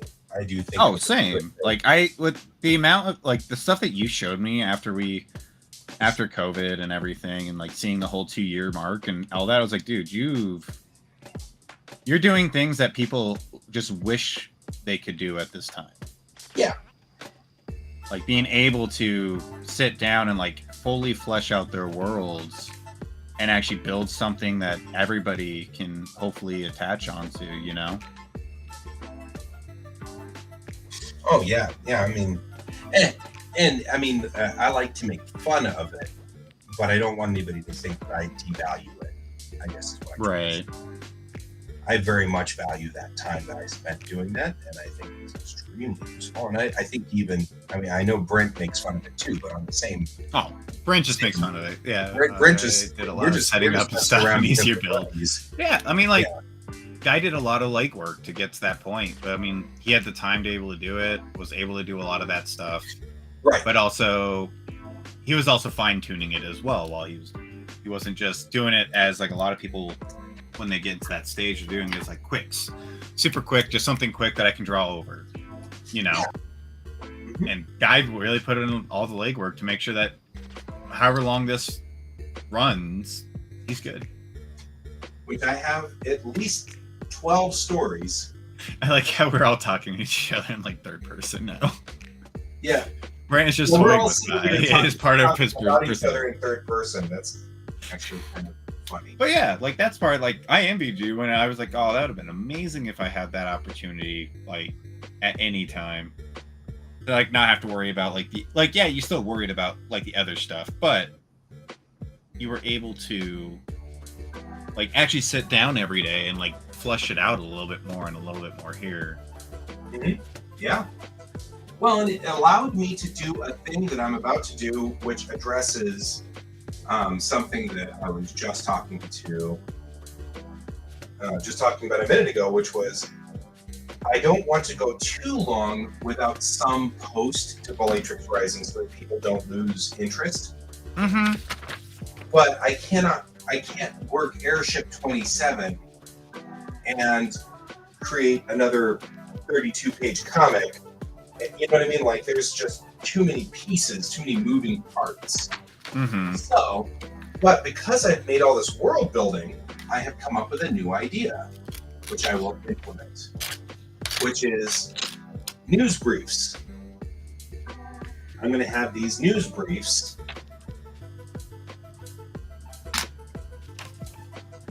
Right. Oh my God. Did you win? No, I just noticed something.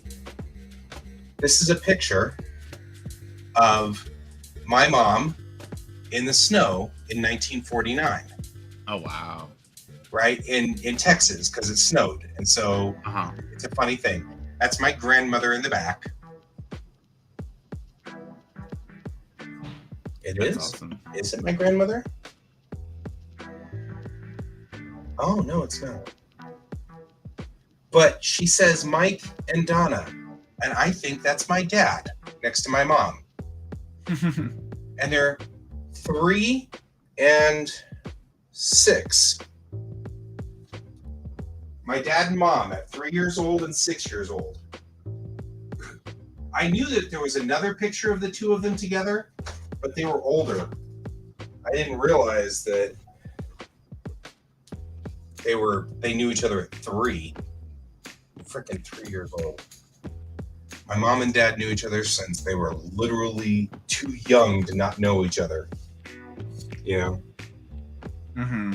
Which explains, I think, when Mom died, why Dad was so big about coming up here and helping with the funeral, and even though they had divorced and all that stuff, there's a difference when you grow up with somebody. Mom always said that your dad and I, she always said to me, your dad and I knew we were great friends and great roommates. We just weren't a good married couple. Which happens. Yep. I totally understand that. I get that. Anyway, yeah, I love the fact that we're all talking about ourselves in the third person. No, but I mean, it's so I'm going to do this thing where I do a news brief, and I already wrote it out, and it's just going to be a reporter sitting at a desk, and I'm just going to have the text, and then maybe a picture above the reporter, like a news brief, and it's going to be just a news brief. And that way I don't have that much on the picture side that needs to be done.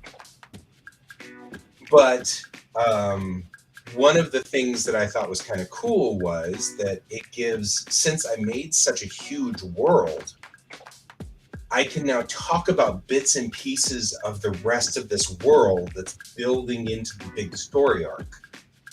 So that when I get to the end of this story and all of this stuff is collapsing onto the story, you can look back at, like, even the news briefs are talking about it in the very beginning. You can see little edges and little bits. Some of the stuff in the news briefs are completely irrelevant, but some of it might not be. And you won't know which pieces are and which ones aren't, because I'm peppering a little of both in there. But I'm also putting, like, the galactic top 10. And because there's this, the randomizer that I go to has random names for bands and random names for band songs. And so I was getting a kick out of that. I thought that was hysterical. And so now I've got this thing that I'm doing where it's a whole bunch of random stuff. Let's see if I can find it. Yeah. Because, one of the things I did, I was like, now it's time for the Prime Chart Top 10, straight from the glitter quarter of Mermaid Cove. Because Mermaid Cove is a place on Renham. And then starting us out at number 10 is Morning Light by the heartthrob duo Majalis. I just made these things up, totally, but it sounds great. Right? It sounds good. It sounds very okay. These are right. Like totally makes sense. Hot on the chart, shooting straight to number 9 is Star Rim by the new band Crazy Aspect. Right? Tool of Anxiety comes in at number 8 with Hate. Number 7 is the power anthem Kiss of the Harpy by Knockout Epic. Holding steady at number 6 is Bravado by the girl group Crusade. Falling 2 spots to number 5 is Parallel Minds by Parallel Minds. And last week's newest entry on the list, Patience by Enemies of Flow, has jumped all the way up to claim the number 4 slot. At number 3 this week is Saga by Vanilla Vibes. And number 2 is Need of Action by Symbol of Influence. And the number 1 slot for the second week in a row is Lone Ranger by the powerhouse group Infinite Sundown. I mean, it just sounds like that could have been real. Yeah. And those were all just made up. And I loved it. It was like every one of those names is just a random name generator name. And I'm like, that's pretty good, actually. That is.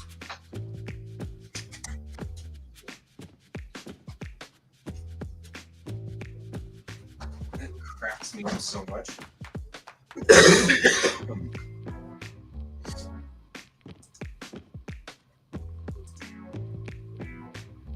But yeah, so I mean, and I was just like, I could just do that every 2 weeks or whatever. You know what I mean? Change the outfit and my reporter. Put a different reporter in every so often, so that it's not the same reporter. Right. But the whole news brief, I wrote it while waiting for my kid to go through karate class. Right. I mean, what you could do just for fun is have a reporter for every galaxy or whatever that your characters are in at that time. Mhm. Which I think would be funny. So like a news brief pops up like, this is Tim blah blah blah. Right. I mean, you're from Galaxy 6.0. Right. And then next thing you know, it's like in a whole another galaxy. It's like, this is Trina. It's so a long time ago. So I don't know if you knew that most of Bellatrix Rising is every story that I've ever written over the last like 30 years. Mm-hmm. I wrote a story in high school that was about a runaway android being Okay. Being found and taken in by a reporter, and that was the story. So I Okay. actually have a character called her original name was Sarah Still Knight, but I apparently keep coming back to the word Sarah, so I had to change her name to Samantha Still Knight, but that's still the same character. So it's Samantha Still Knight, and so she's the same reporter. There's nothing to say that except that that's a thing I've been doing. Is sort of continuity. But I also think that there should be other characters in there too. Mm-hmm.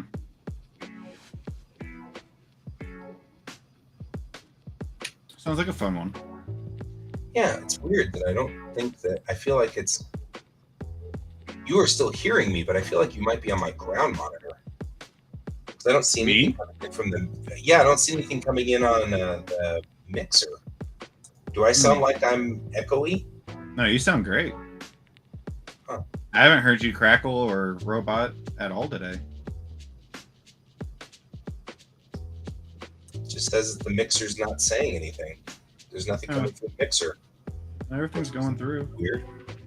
All right. Well. Oh no, I also- Brent. How do we sound? Do we sound good, Brent? Yeah, I mean, well, the problem For is the last 10 minutes. not 100% sure that the microphone that's not on this camera isn't actually. See, we're great. Brent says we're good. Okay, I'm not gonna worry then. Go ahead. Yeah, it's because I killed the. I've learned that lesson. So yeah. Anyway, I'm really looking forward to doing that because then that will allow me to do the thing that Brent is kind of alluding to,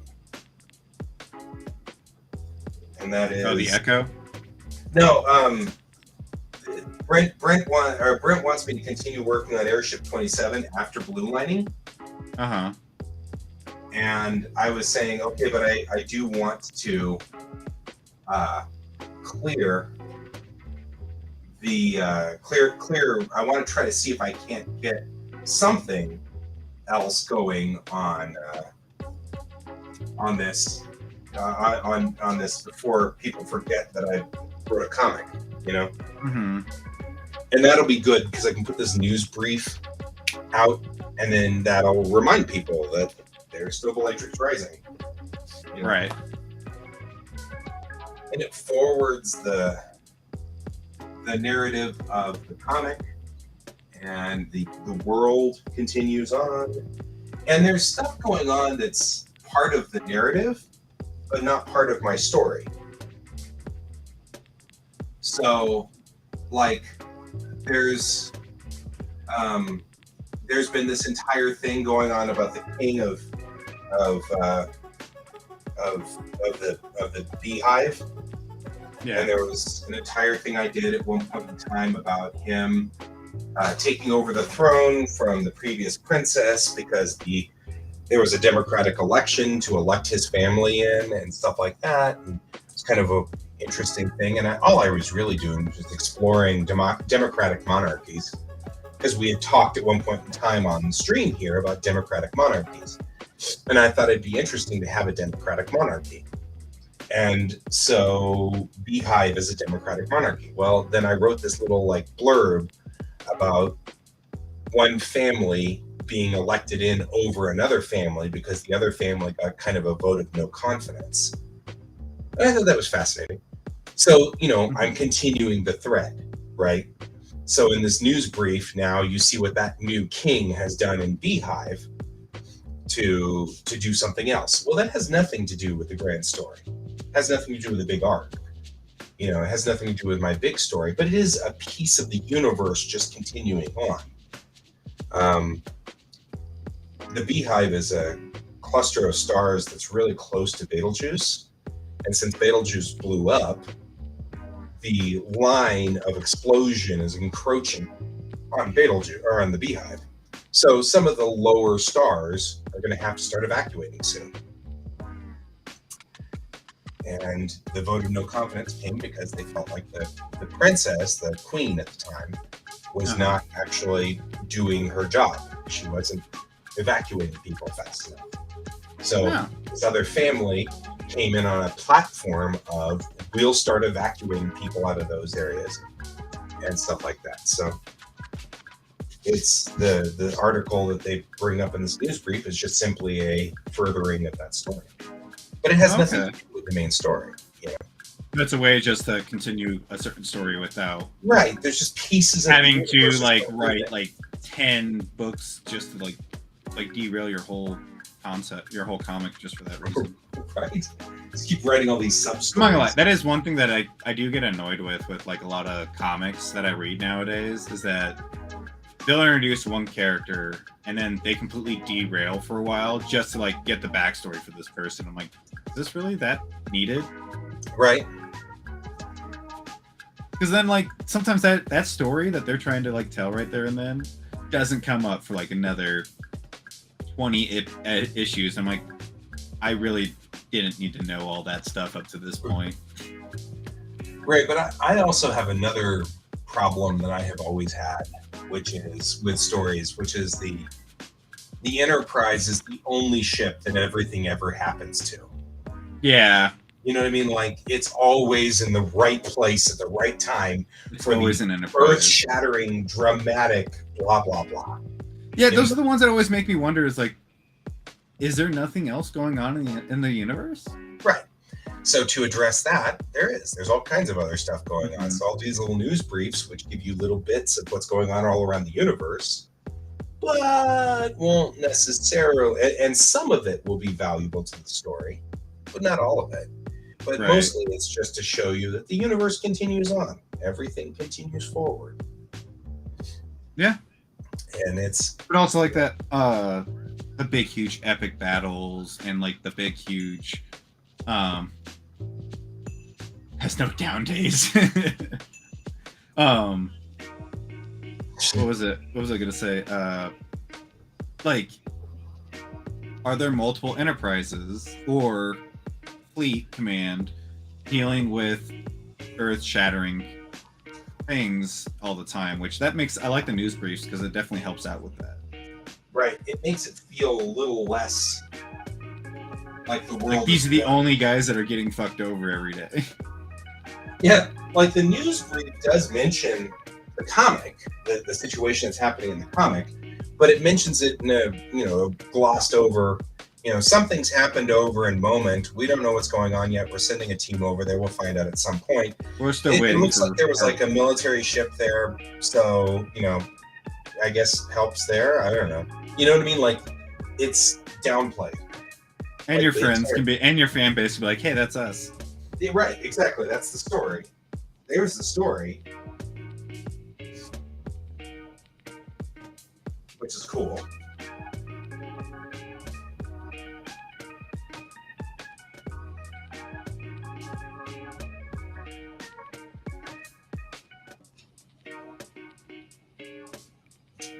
My mom was an interesting flute ball.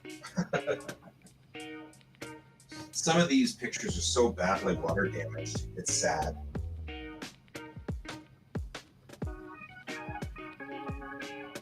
And it's like, I don't know if I'll ever be able to recover some of these. I hope so. Alright, it's 11 o'clock. I gotta get It's ready. 11. It's 11. It's steak time for me. Yeah, I made steak a couple of days ago. So nice. I've been waiting because I had to eat the beef stew first. It's required. I have to eat these things in order or my wife kills me. So, oh wow. Okay, my friend, thank you for joining me for 30 minutes. I appreciate it. Yeah, no problem. I was like, all right, cool. I get Pepper, so I can just hang out for a minute. I was like, I'm out. I'm like, damn it. You're like, yeah, he's got Pepper. He's fine. He's supported. He's like, oh, I'm doing stuff. I guess I can help out. All right. All right, my friend. I will see you tomorrow, I guess. Yep. I might or might not be on tonight. I don't know. I'm making the night streams now whenever I feel like it. Yeah, no, that's fine. I mean, it more depends on how I feel once I get off work and like I'm doing schoolwork. Like yesterday, I was just sitting here watching videos all day of school stuff, and I was just like, this is not entertaining for anybody. No, you're not entertained, much less. No, I was like, nope, I know what I need to do. I just got to watch them so I get credit for watching everything. And I'm just like, yep, we did our thing. And also, like, I watch them too to make sure that, like, if anything pops through that, I was like, oh, yeah, that's a thing, you know? Yeah. Yeah. Yep. Well, my friend, I will see you later. All right. Have a good day, guys. You Bye, too. man. Good night. Bye-bye.